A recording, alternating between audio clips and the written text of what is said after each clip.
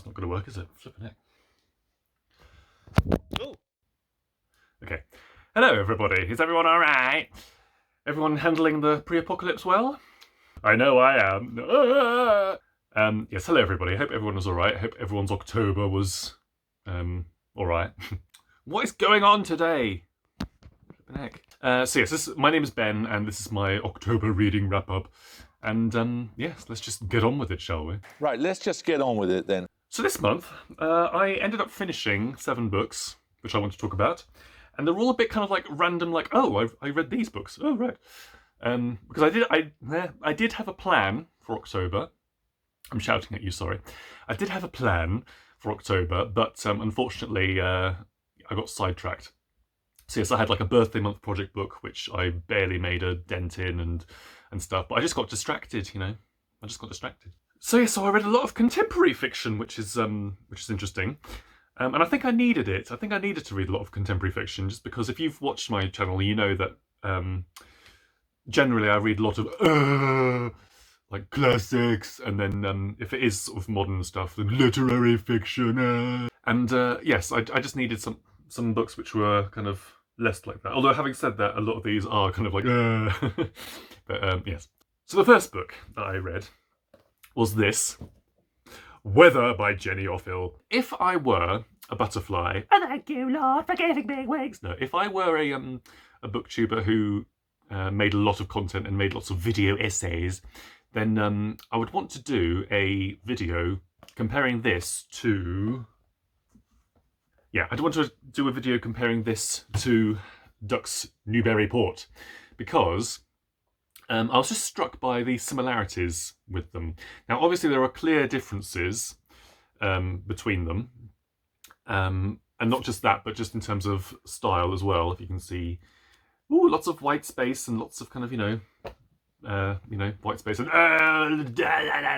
so there's those clear differences. But they both have very similar things about them. So they have very similar protagonists.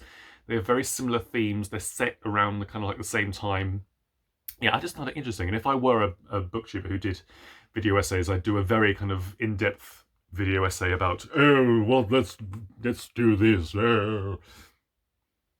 So yeah, what's the main similarities is the protagonists. So they both look at kind of white, liberalish American mothers who are kind of who have these catastrophizing presentiments about the world, namely about climate change and Trump and just about the world. They're trying to keep their families together. They're trying to keep their jobs together, whilst having these kind of like, what on earth is going to happen? And they're both set around sort of 2016, 2017-ish, just when Trump was elected. And yeah, it's kind of like that, what is going to happen? And reading this, I was just really taken back to that time in 2017-ish, when it was like, what on earth is going to happen? What is Trump going to do? You know, what is going to happen? And so, yes, you have this protagonist. What's her name? I can't remember what her name is. Lizzie, yeah. So Lizzie is a librarian. She ends up being a PA for this woman who kind of does these kind of like TED Talk-esque lectures about climate change in the future, and kind of like preparing for the worst, kind of like doom preparing. And so yeah, she has to handle all the letters that come in and people sort of worrying about the climate and stuff. And yes, and the style of it is very kind of fragmented thoughts, very similar to No One Is Talking About This by Patricia Lockwood. And I read No One Is Talking About This. If I had read this before No One Is Talking About This, I think I would have been like, oh, it's been done before, because I think No One Is Talking About This, when I read it, I was like, oh, this is new, but it's kind of not. It's sort of yeah, I mean, it sort of does a very similar thing in terms of its structure, in terms of these sort of little vignette fragment things. The difference being is that this isn't sort of like a social media feed. This is like just her thoughts, because she kind of this woman that she works for, she kind of keeps saying you have to make a plan, and the plan is you have to get very, very, very rich, you know, in order to sort of survive the climate change catastrophe that's coming. So yeah, this woman, she sort of what's my plan going to be? How are we going to survive? And talking about her son as well, a young son, which is a theme with another book. How's she going to protect him and stuff. So I just thought it was very, very interesting. And yeah, and I was just struck by the similarities with this, because they both have, these, white liberal-ish American mothers. And they both also look at how men are sort of, they look at men who snap as well, and sort of like the woman around them who have to kind of like try and hold everything together. So in Ducks Newburyport, at the end, there is a bloke who snaps and sort of puts them all in danger. You see, it is dramatic. And in this, there's her brother who is kind of having this mental breakdown, and so she's having to sort of like, try to hold him together in case he snaps. And I just thought that was interesting, the kind of, this sort of idea that men can snap much more easily than women can, who have to sort of hold everything together before they do, if they do at all. So I just thought that was interesting, and another similarity. And yeah, I liked it a lot, and I liked it so much because I got this from the library, and I liked it so much that I bought myself a copy. So there we go. Okay, next up, from the pre-apocalypse to, no. So Kieran from Katie Books and I, we are buddy reading. It's got dirty. We are buddy reading this, The Divine Comedy, by Dante. And we're taking 3 months to do it. We're basically taking a book a month. And this month we read Inferno. This is the translation by Steve Ellis. And yes, so we read Inferno this month. If you're interested, I will link below to our live stream discussion where we basically spend an hour going like, what's going on? So yeah, you can have a look at that if you like. Right, so I've been wanting to read this for a while, and I was not prepared. I was unprepared. Unprepared? So the Inferno, or the Divine Comedy. So we have Dante, who at the beginning is kind of being hounded by sin and temptation, and is kind of like not being able to go down the true path. And so Beatrice in heaven, whoever Beatrice is, we'll find out later, I guess. She's in heaven, but she goes down to limbo, which we'll get to. And she says to Virgil, who is a Roman poet, as we all know, she says, this guy Dante, he's on the wrong path. He's sort of slipping down into sin and temptation. So you have to take him through hell, through purgatory, and then I'll pick it up in paradise, and we'll sort of show him, what could happen. I think that's what happens. And so Virgil's like, all right, I'll do it. And so so Virgil takes him on this big journey through the 9 circles of hell, down, down, down, and then through the centre of the earth, through to where Mount Purgatory is. And that's what the Inferno is. Right, so I was not prepared. So why wasn't I prepared? Well, I think I just underestimated how much of a challenge this would be as a read. So the Divine Comedy, I mean, it is full. It's very, very dense. It's very, very dense. It's full of symbolism, of references, of, people that you kind of... I mean, if you look at this edition, you can see just how many footnotes there are. In this part of hell, this bloke is being punished in this way, and you look down to the footnotes, and that person was a real person, either like a pope who did something stupid, or someone who was treacherous to Rome or something. So so it's full of that. So reading it is quite a kind of, not laborious, but it's just quite a, it's a process to read it. To kind of try and understand a little bit of it, you do have to kind of like, well, I did. I have to sort of read it and then look at the footnotes and sort of read it again. And particularly the beginning, which is very, very symbolic and sort of symbolism-esque. And I guess I was surprised by how visceral some of the languages and some of the not the language necessarily, but the images are, like the violence of hell. So there's a couple of things which are really kind of like, oh. There's one section in particular which is I think thieves, which is full of these lizards and snakes. Basically, the thieves kind of metamorphoses themselves into snakes and lizards, but the way they do it is kind of really kind of like gruesome and sort of and yeah, really just sort of quite disturbing actually. It's sort of, if you imagine John Carpenter's The Thing, but with snakes and lizards. But no, I'm very, very glad that I'm reading it. I'm enjoying it, even though it is a challenge, and even though this translation sometimes sort of leaves me kind of like, I am glad that I am reading it, and reading it with Kieran and everyone in the Discord, of his Book Boy Discord, is very fun. So I'm enjoying reading this with everybody. Kieran sends me some voice notes sometimes saying like, what is going on? What? I would also recommend, if you are reading it, I think it's Tom LA Books, who is doing 100 videos. He's basically doing a video per canto, and the videos are kind of like 20 to 30 minutes long on a canto. And if you can, a canto is like a few pages long, so it's going very, very in depth in every sort of reference and stuff. It's just very fascinating, especially with some of the kind of like the bits like Muhammad and stuff. Yeah, it's just interesting to me. So yes, next month is Purgatorio, so we shall see how that goes. And yes, I'm enjoying it so far. I'm enjoying it. It's a challenge, but I'm enjoying the challenge, and I'm enjoying reading it with Kieran and everyone in the Discord. So yes, links below if you're interested. Okay, next up. Oh, this is a good one. So I read What You Can See From Here. You can see a bottom! A bottom! You can see a bottom! Yes, I read What You Can See By Here. I think it's by Mariana Leky. Now, this is translated, and they're a bit sneaky, because they kind of... It's translated from the German, by Tess Lewis. But, like, it's not, like, advertised that it's translated. I think they're being sneaky about that. Okay, so this is a German novel, and it's fairly kind of, like, big bestseller thing. People seem to like it, and I really liked it.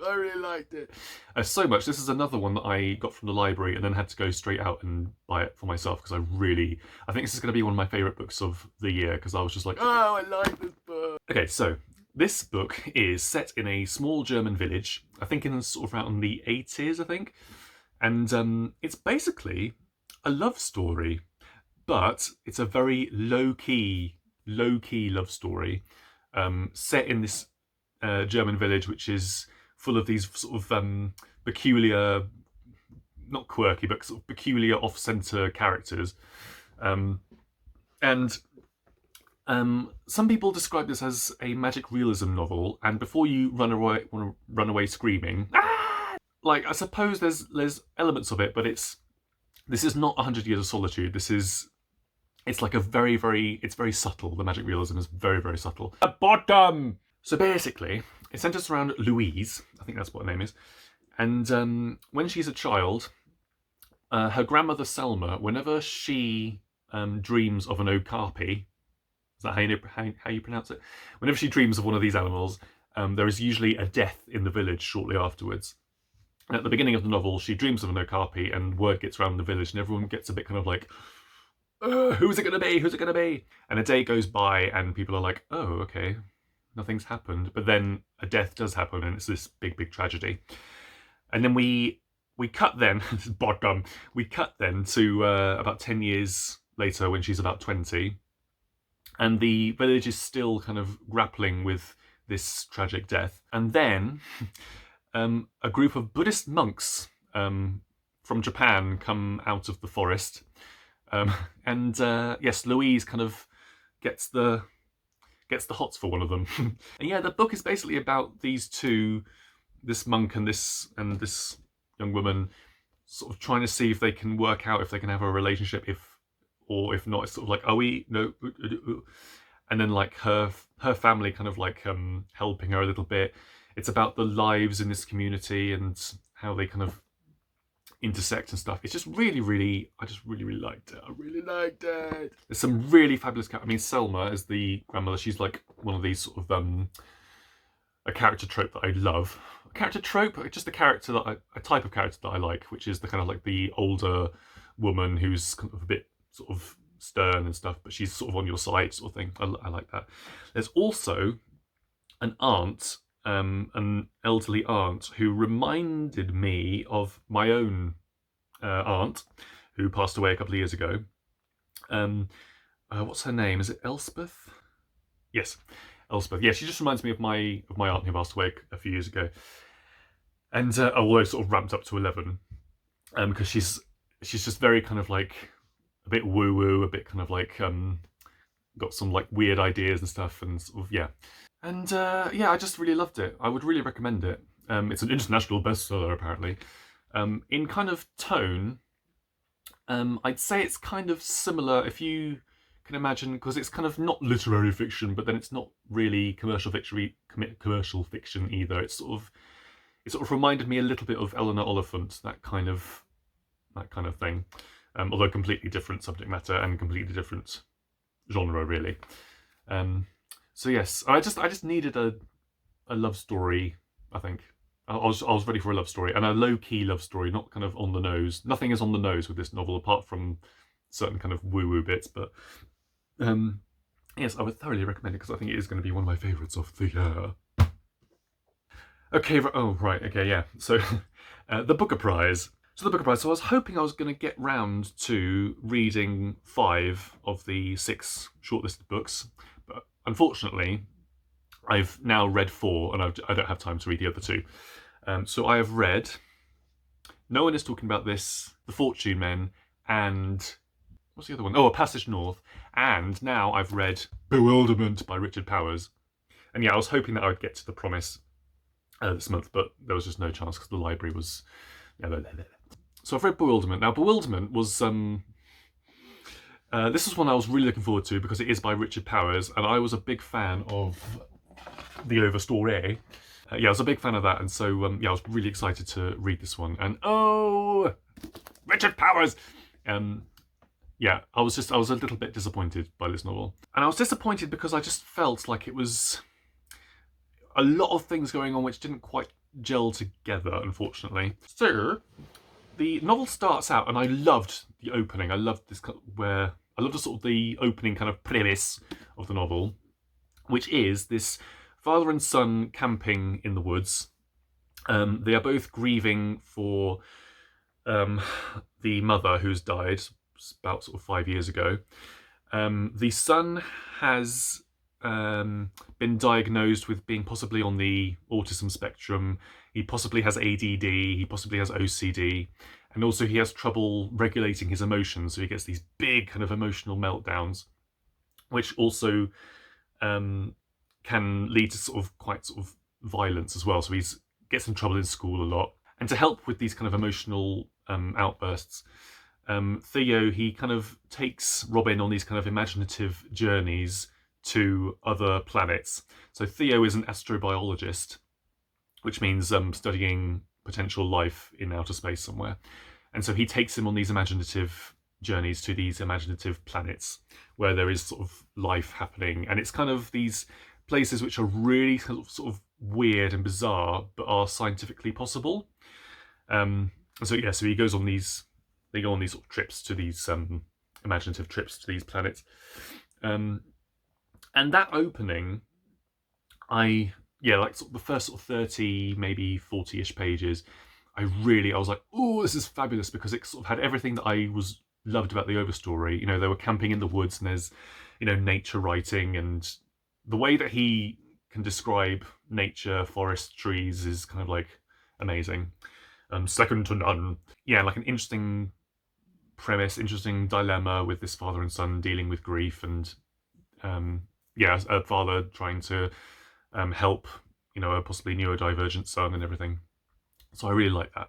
Then they return, and the novel kind of takes kind of like a path into something else, which I wasn't too keen on.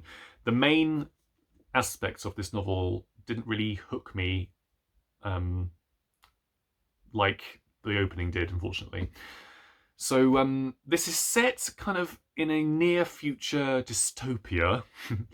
It's kind of like speculative fiction. It's almost like what would a second Trump term be like, or what would a future Trump presidency be like, which is not impossible, unfortunately, isn't it?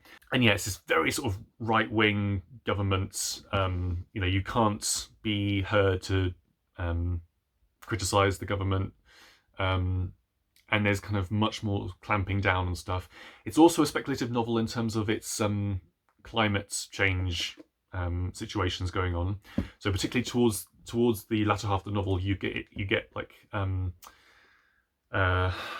sort of disaster after disaster happening in the sort of the wider world in terms of the climate change and stuff. You get like these epidemics springing up, and you get this administration, this US administration, who is getting more and more dictatorship-y and cutting funding to science stuff. And so it's all kind of like, and whilst that sort of stuff is very sort of believable, unfortunately, it just wasn't the direction that I was sort of expecting or really wanting.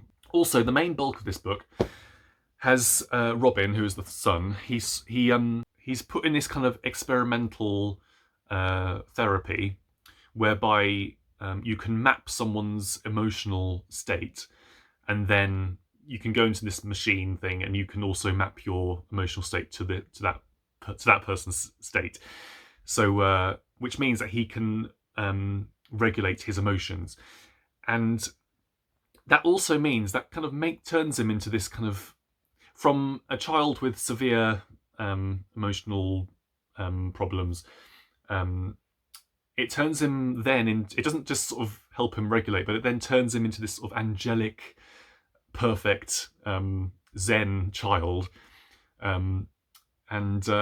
yes, which sort of catches the attention of the media and stuff, and he goes viral and all that sort of stuff. And I was just like, oh, this is where we're going with. If you've read the overstory, because some people have said that this could have been like a strand in the overstory, which I think is quite possible. But there is a strand in the overstory which is a guy who ends up designing a game which becomes like hugely popular, and he becomes like a billionaire and stuff. And that strand in the overstory. That was like the strand that I was the least interested in, and this is sort of in that kind of territory, sort of speculative, science fiction-y type thing.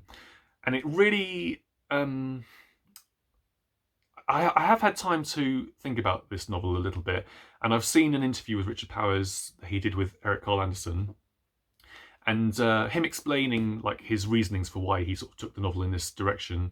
I can sort of see why, and I can sort of appreciate what he was doing. But reading it for the first time, I just wasn't.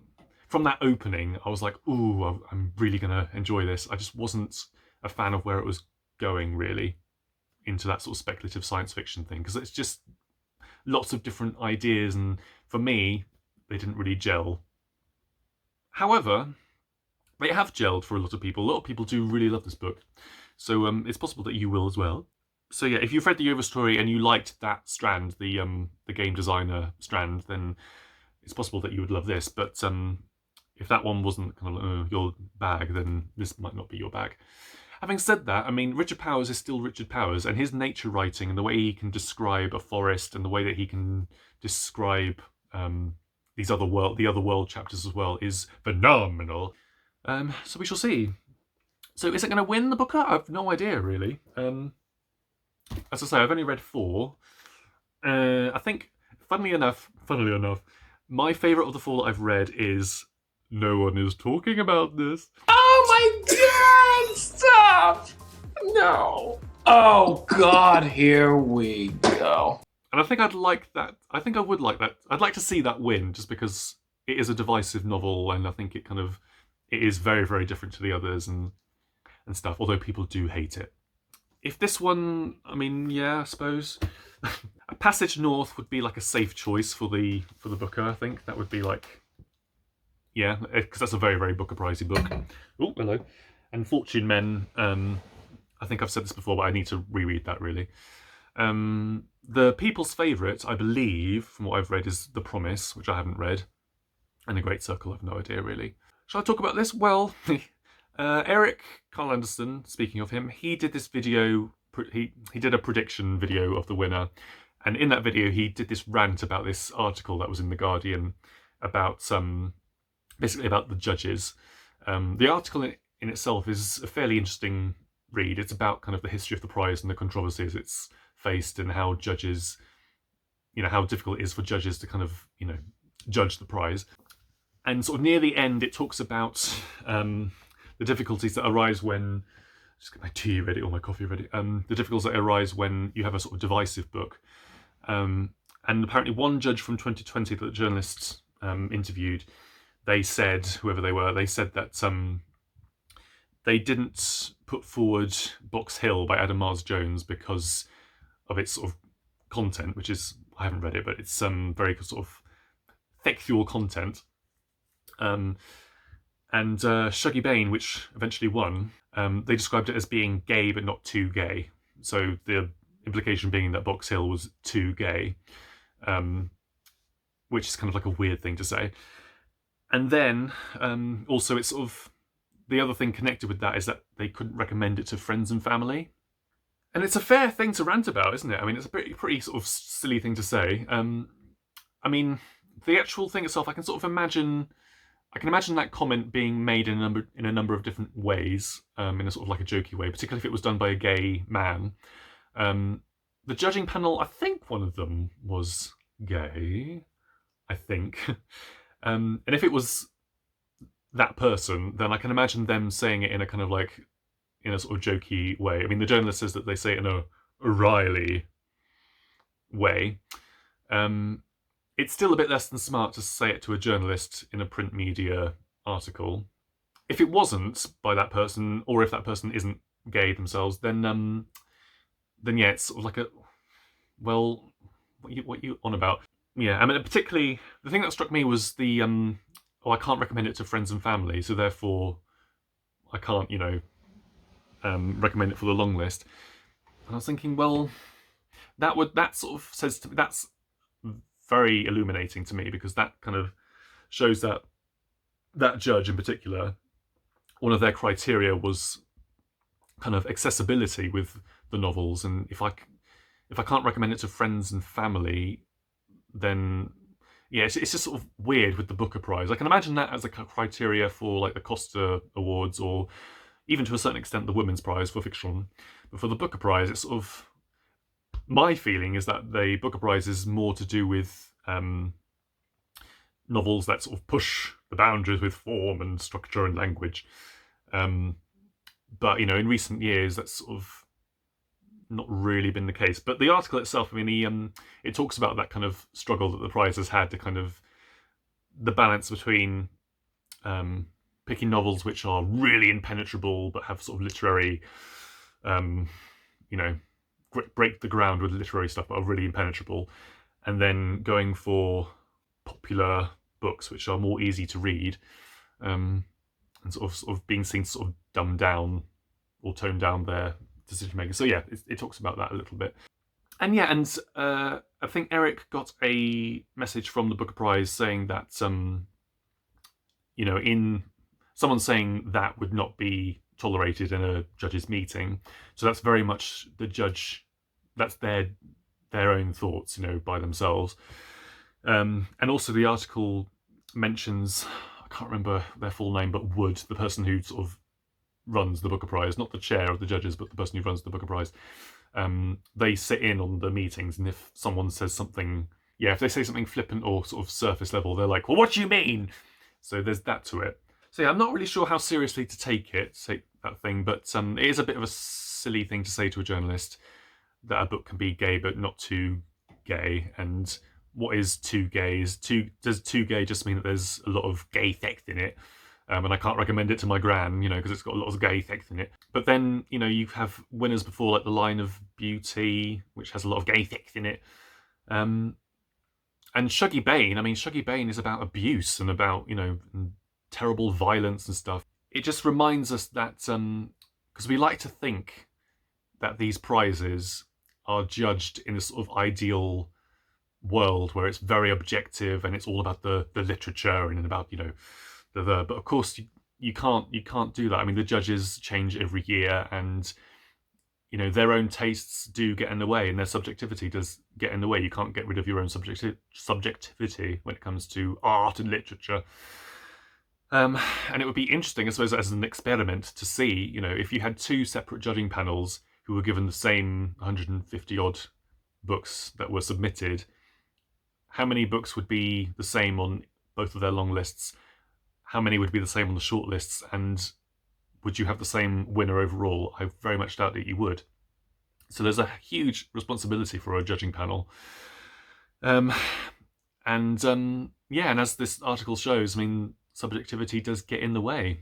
And even if you have a criteria and a head who is sitting in on the meetings, sort of making sure that you know what you're saying, sometimes that does get in the way. So yeah, interesting. I am going to read Box Hill. I've sort of got it in the mail coming. I've been a bit wary about Box Hill because of its subject matter.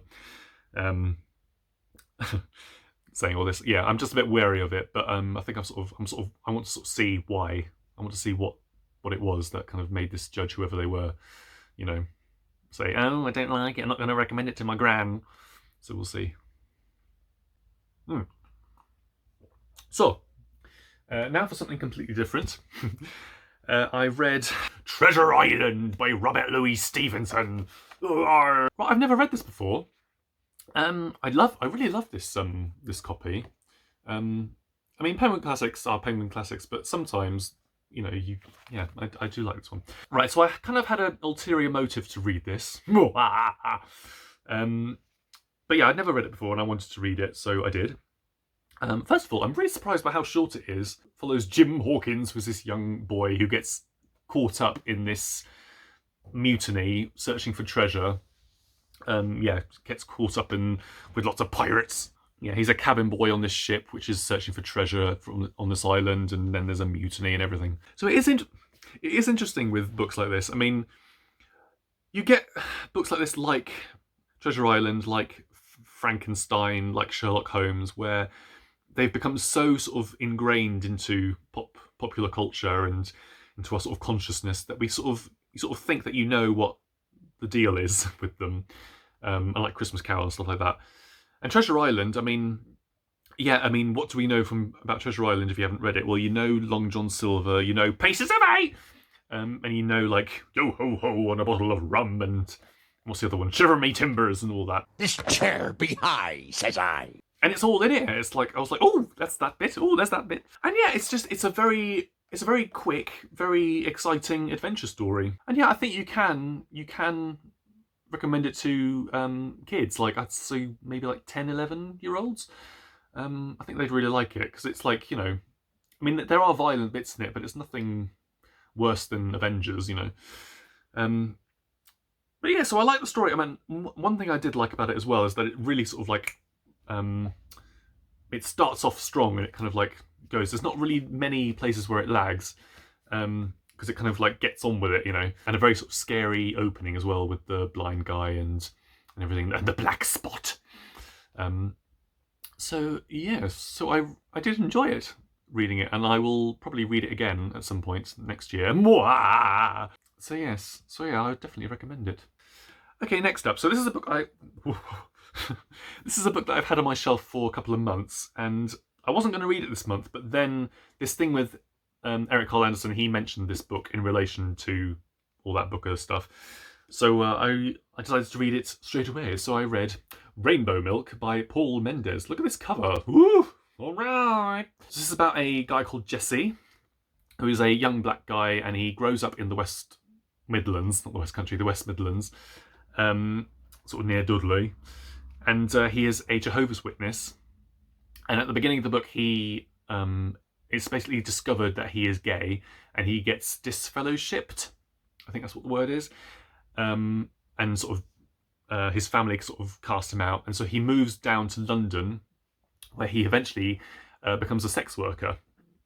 And so the book is basically about his experiences as this sort of someone who was a devout Jehovah's Witness, discovering his sexuality and engaging in sex work, and kind of like the different kind of experiences that he has. And then also it looks at this sort of developing relationship with one of his flatmates. So I was surprised by a few things with this novel. This is a debut, and I think it is, from watching some interviews and discussions with the author, I think it's slightly autofiction as well. So I was kind of surprised by a couple of things. One, just how kind of original it is in terms of its story and kind of the ways in which it kind of, if you think about the kind of the canon or the sort of the tropes of a gay guy moving out of, a country town to the big city, there's certain things that you know are going to happen, or that you think are going to happen. So like, that eventually he's going to have to return to the family and stuff. However, Paul Mendez does not do that. He sort of takes it into different places, and also there's kind of and a couple of other things which are quite sort of tropey in terms of gay fiction. In what you expect to happen, he does sort of pull the rug from under your feet. It's like, no, that's not what happens. And like, oh, okay. Because I think I was a bit kind of like snobby when I first started reading this book. I was like, oh, right, it's one of these, and I know exactly where it's going to go. But then, no, this is very, very not that. So yeah, and so for that reason, I thought this is really, really good, and I was just like, ooh. So there are a couple of things that there are a couple of places, or a few places, where music is talked about, particularly Sugar Babes, Freak Like Me, brackets, We Don't Give a Damn mix, close brackets. Paul Mendez loves that song. I mean, and I do as well, don't get me wrong. And any time where people talk about music, it is done in this kind of very earnest manner. And I was like, oh, here we go, another music bit. So things like that, and then things like, there's some... I mean, it's a debut novel, and, you kind of... It's clear that Paul Mendez is sort of experimenting a bit with styles and stuff, and sometimes it works and sometimes it doesn't. But yeah, there were a couple of things in this book which sort of, if I was to do like star ratings, I don't really do star ratings. This wouldn't be a 5. This would be a 4, I think, and possibly sort of 3, 4 sort of thing.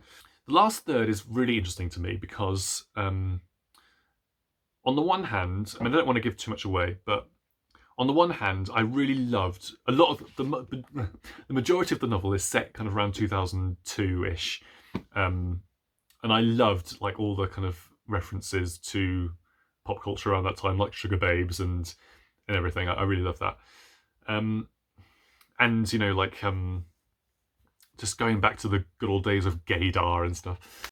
So yeah, and then the last third-ish sort of jumps to 2016. Yeah, without sort of trying to give too much away, I really appreciated how we get this section where you see gay characters thriving rather than kind of struggling, and I kind of liked that in terms of relationships, in terms of career. Yeah, I like that we sort of spent some time with characters who are kind of like doing well and not kind of, oh, hello. Yeah, not kind of struggling. So I liked that. However, it does sort of seem to kind of go...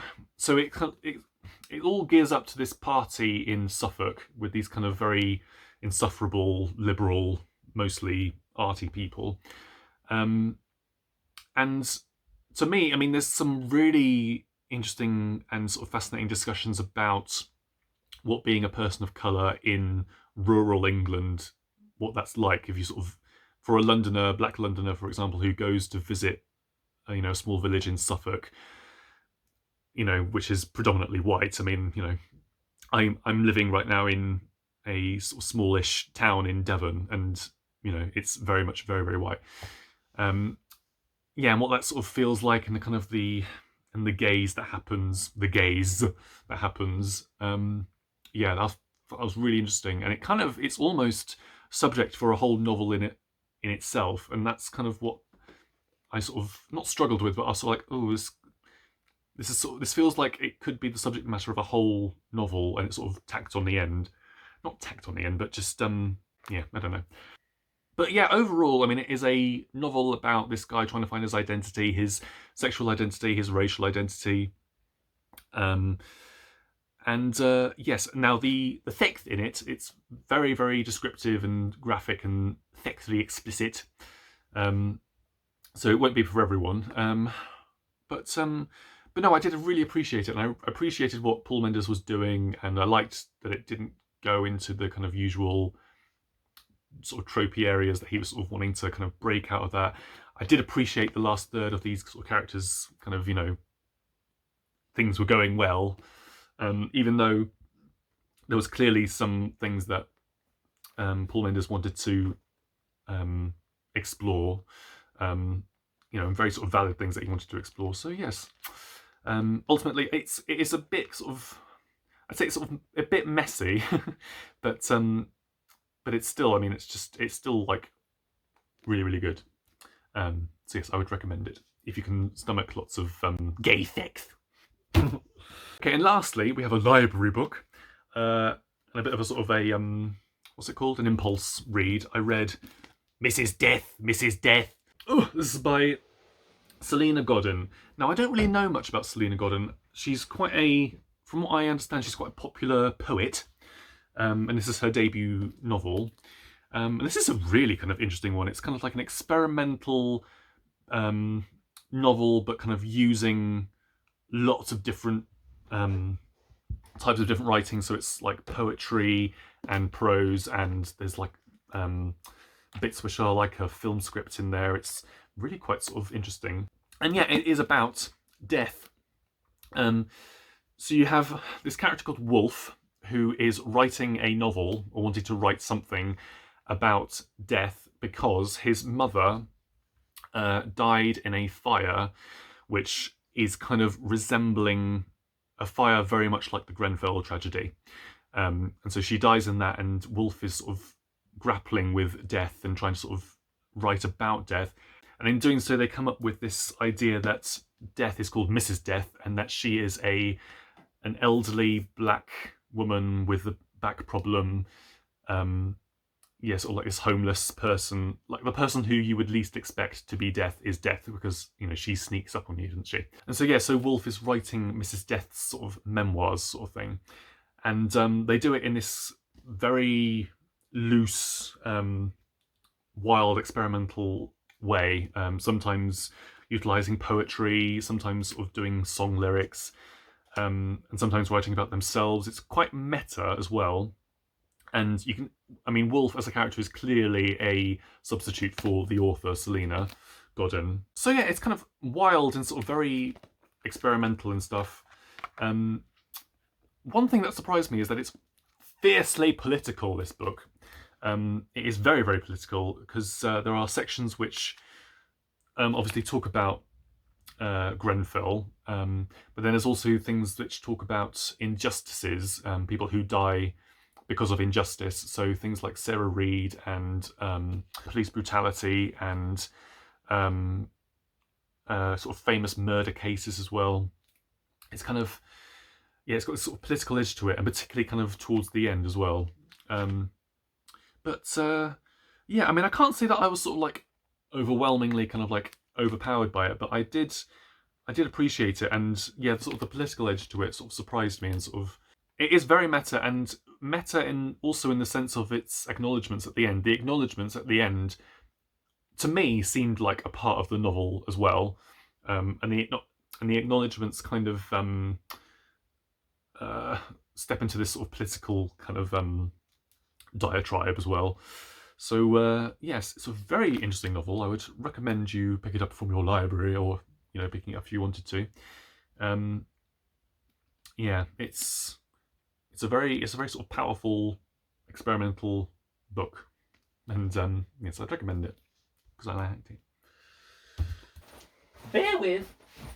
Oh, right, so there were two books that I did not finish, which I wanted to finish this month, but which I just didn't. So Wives and Flippin' Daughters. I've been reading this since May. Since May I've been reading this, and I'm still not halfway. So I'm determined to read that to finish this next month. And I'm also My birthday month project book sort of failed this year. I started to read Don Quixote, and as you can see, I barely kind of, well, I've got like 200, no, 165 pages, and it's like a 1,000-page novel. Yeah, I just didn't get around to reading this as much as I thought I was going to, which is a shame, really, because it's my birthday month project book, and I kind of wanted to carry on that tradition, but I want to finish it next month. There are a few... Next month is going to be a bit kind of like hectic and like chaotic with reading, because there's several books that I want to get to and finish before December, because December I want to devote totally to War and Peace. Where is it? Oh, it's over there. War and Peace. So yeah, I'm going to read that in December. So that means November I have to finish these two, and then I've got a couple of buddy reads coming up as well. So yes, we shall see what happens. Also, it's the Booker Prize in a couple of days, so and I want to sort of watch that and do a video reaction to that. So I shall see you then, and yes, thank you for watching if you've been watching, and have a wonderful day. Sometimes I get to thinking while you are far away, just how much I miss you and how time it tips away. So sad and